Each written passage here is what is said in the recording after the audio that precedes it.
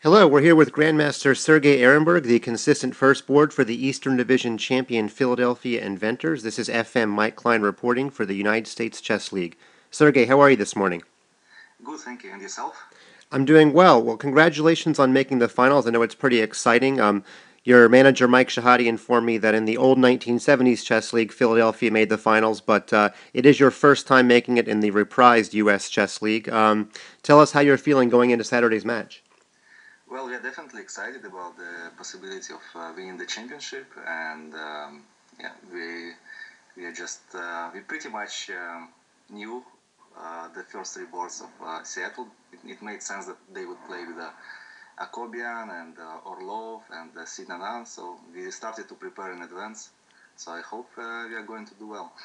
Well, the lineups were just posted, and as you said, there were not a whole lot of major surprises. You're continuing your streak of playing every game this season. I'm not sure if anybody's ever played all 13 games. We'll have to check on that. But Grandmaster Varuzhin Akobian will be your opponent. He'll be flying back to Seattle. I'm going to assume you were planning on that, were you? Yeah, of course. I mean, it made sense that they would play with their strongest player. He is a world-class player, and of course, I have lots of respect to him. And the entire team of Seattle is a very strong one. So, yeah. Have you ever played Akobian over the board before? Yeah, we played twice. Last time we played in April in Philadelphia Open, so it was a very interesting game. I had a small advantage from the opening, I guess, maybe in the middle game, but then in the time trial, I pretty much blundered the piece, and the position, I blundered the piece in an end game. Like we had a queen and the knight each, and I blundered the knight, but the position was so kind of complex that I was able to make a draw. It was very strange with the queens. There were positions of kind of stalemate that no one could improve his position. So we ended up with a draw. So it was one of the most interesting games I've ever played, actually. Yeah, when you blunder a piece, you're not usually able to salvage a draw against somebody of Akobian's playing ability. Well, what was the opening in that game? Were you white? Yes, I played white, and he played French defense. So I'm not sure if he's going to repeat that. His opening repertoire has broadened since then. He started to play Caro-Kann. So we'll see. Right. He's known to branch out a little bit more in U.S. Chess League games rather than, over the board games, but he's played almost exclusively white this season. I know that matches are based a lot on his travel schedule, but it's interesting that 4 out of his 5 games have been white. Do you think this is because maybe he has a more varied repertoire with white than with black?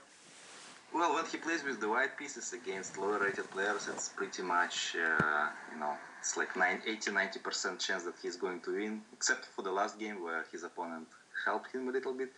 Other than that, with white, he's a very consistent player, and when he plays with like players under 2600, let's say, he's expected to win. So, when they fly him to Seattle, they want him to win. So it makes sense to play him with the white pieces. Well, And also, yeah, I'm sorry. I was just going to ask you, are you willing to tame the French again this Saturday?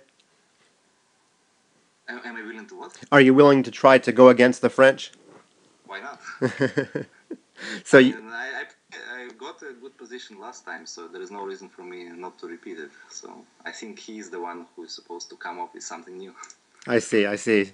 We already mentioned that Akobian played white 4 out of 5 games this season. I think his one loss was the one time he played black in the quarterfinals. But the Sluggers board 3 player had an even more pronounced imbalance. Joshua Sinanen played 8 out of 9 times as white. How important do you think it was for Philadelphia to get color choice and give both Akobian and Sinanen the black pieces? Yeah, we just discussed that with Dov Gorman, that they may try to place Synanon maybe on board 4 or something like that, but it simply doesn't work out mathematically for them. So I think it is important for us to get white on board 1 and 3, and I mean I think we deserve to get this slightly better chances because we were a lot better. We were doing a lot better over the regular season, and we have been the most consistent team over the last 2 years. So I think we definitely deserve to have a little better chances in the final. Well, I agree. When the commissioner, Greg Shahade, set up this league, I'm not sure he ever envisioned a scenario where color choice mattered this much, but it's just so graphic this season. So I agree. You're being rewarded for your awesome regular season. Well, have you begun your preparation for Saturday's match?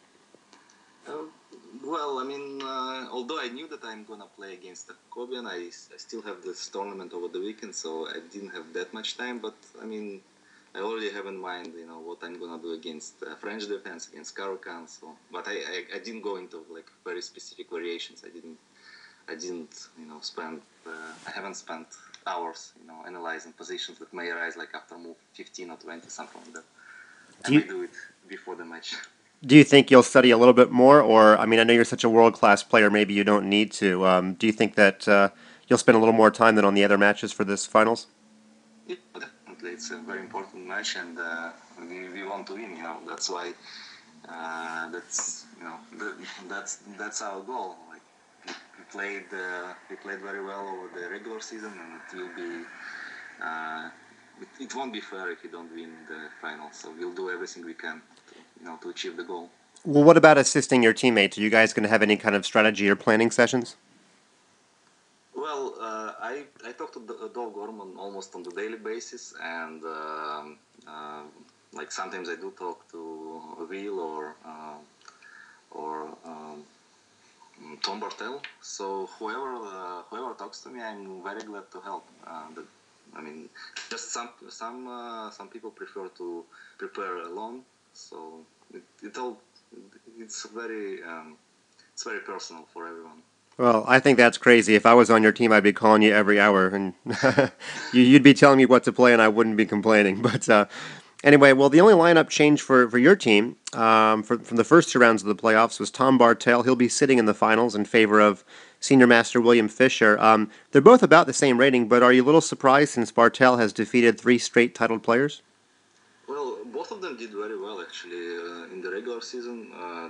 Will played against Gelashvili and against Joel Benjamin with the black pieces, very strong grandmasters, and he held them. He drew, and so his result 50% on the second board is not bad at all. Yes, Tom Bartel started slowly, like he had half a point out of three, I think. But then, as you mentioned, he beat three players. The last three games against three title players. So yeah, both of them performed very well. And the reason that we are playing with Will is because Tom Bartel is playing a tournament in St. Louis. It's an invitational one. So it's not that I'm not sure who you would play with if both of them were available. But now we just don't have much choice. So we don't have flexibility again. I see. I wasn't aware that Tom Bartel wasn't available, but as you said, a very capable, I won't even call him a backup, a very capable replacement in William Fischer. He's done well this year. Well, what about Seattle's choice? They're starting a 12-year-old Roland Fang on board four. Now, by my math, I see that Richard Costigan has about 40 years of experience on his board four counterpart. I don't know Richard at all, but do you think that'll play in his head at all, or do you think he'll be okay playing a 12-year-old?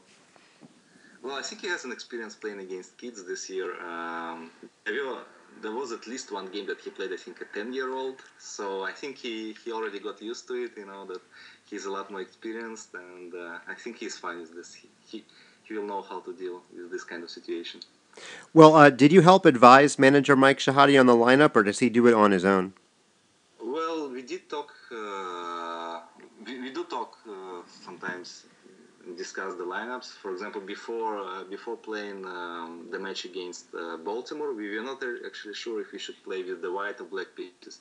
We were a little bit concerned about FIDE Master Ralph Zimmer, the board four of Baltimore. He was doing very well over the regular season, so we were not sure if we should get white or black on the fourth board because we were kind of sure that I'll be fine with the white or black pieces anyway. So, I mean, if I drew with the black pieces, it would be still okay. So, yeah, like we discussed and we decided eventually to go for white, like, the standard way. I understand. Now, you said you just got done playing an over-the-board tournament yourself this weekend. Where was it, and how did you do? So it was in Philadelphia, the National Chess Congress. There were 11 Grandmasters took place, and at least 5 of them were from Georgia. It's kind of interesting. So I shared first place with Alex Lenderman. I see. So none of the Georgians got first. It was you and Alex, huh? Yeah, turned out to be this way. Okay. Well, what about your future? Do you plan to play in the USCL for a while? I know you've played for many years in a row. Well, it depends. I mean, I don't know where. I'm now in the process of looking for a job. So depending on where will I live, where I will live. So it really it's not. It's not the major priority to use. Just like it's not very rewarding, as you probably know. So there are more important things right now in my life. And when you say rewarding, you mean financially rewarding? Well, yeah, both Okay. financially and in other aspects as well. Would it be fair to assume that you're going to try to stay in the U.S.? Yeah, that would be fair to assume, but I'm not sure if I. Yeah, and it would be probably fair to assume that I will be living on the eastern coast, but I'm not really sure where will I be, like New York, Philadelphia, Washington, can be any of those places. Well, is there any possibility you might one day change your FIDE affiliation to the U.S.? Well, I have never been asked to do so, so I mean, although I think there are only 3 players on the national US team that have a higher rating than me. No one really talked to me, so I assume that the national team is strong enough. So I don't think they really need me. So. Well, I think you're selling yourself short, but we'll have to get on that. I'll have to get somebody at USCF to give you a phone call. But well, I'm looking over your lineup, and with you nearly lights out on board one, and Dov Gorman, not losing all season, Costigan seems like he's back on form. How could you guys lose in the finals? Do you see any scenario where you could possibly lose? Well, the thing is that we don't have drawouts anymore. So in case of in case of a tie, we will go into tiebreak, and anything can happen. And in the US Chess League, it's not a it's a little bit different from regular chess. People lose games on mouse slips, so there are all sorts of things that can happen. And I mean, Seattle has a very very good team as well. I mean, Georgi Arlov beat, I think, Grandmaster Holt in the quarterfinal match against Dallas. So, I mean, there is, of course, they have a fair chance. I would say it's probably 50-50 now. Wow. Okay. Well, you guys haven't lost any games in the playoffs at all, so you haven't needed those tiebreakers. But this time, if it ends up tied 2-2, you'll play a series of faster chess games. Do you guys like your chances if you go to the tiebreaker? Well, I'm not really sure what are the rules. Maybe you can tell me. Well, I think it's a situation where you've got a one against one game, one of your players against one of theirs, and then if your player wins, your player stays, and the other player's knocked out. And so then it becomes 4 against 3, and I'm not quite sure of the exact time controls, but you would be guaranteed to play. um, at least, if you didn't play, that means that your team would have won because one of your other players would have knocked out all the sluggers. So, anyway, let me just ask: are you a good blitz chess player? Well, I mean, it's all relative, but like in 2006, I was 9th in the world in the World Blitz Championship, so I guess I'm more or less okay. Yeah, that's probably better than any of the Seattle Sluggers were, if I had to Well, I guess. mean, I know that Akobian is also very good at blitz, but I mean, he's very good at blitz, so I mean, it's not gonna be easy. Let's put it this way. Right. I'm not sure if we've definitely had USCL championship matches that have come to the tiebreaker. I'm not sure if we've ever had two 2,600 plus FIDE players battle it out for a one game final. So we'll see if it comes down to that. That would be very exciting for fans. Well, Yeah. Well, do you have any celebration plans if you guys win? not right now. Like right now, we are just focused on the match itself. From what I hear, whenever sports teams or like chess teams, focused or think about celebration, the winning, they usually don't win. So you'll postpone those kind of thoughts until after the game.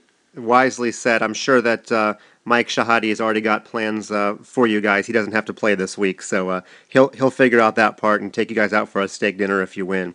Well, yeah. Well, good luck this Saturday for the fans Thank you out so there. much. Yeah, the match will take place at 4 p.m. Eastern. You can view the games live on the Internet Chess Club.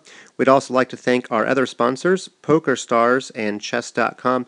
Thanks very much, Sergey, for your time, and we look forward to a very exciting finals. The first ever match between the Philadelphia Inventors and the Seattle Sluggers. One of you two will come away with your first ever USCL championship. Thanks again, Sergey. Thank you, Mike. Take care. Take care.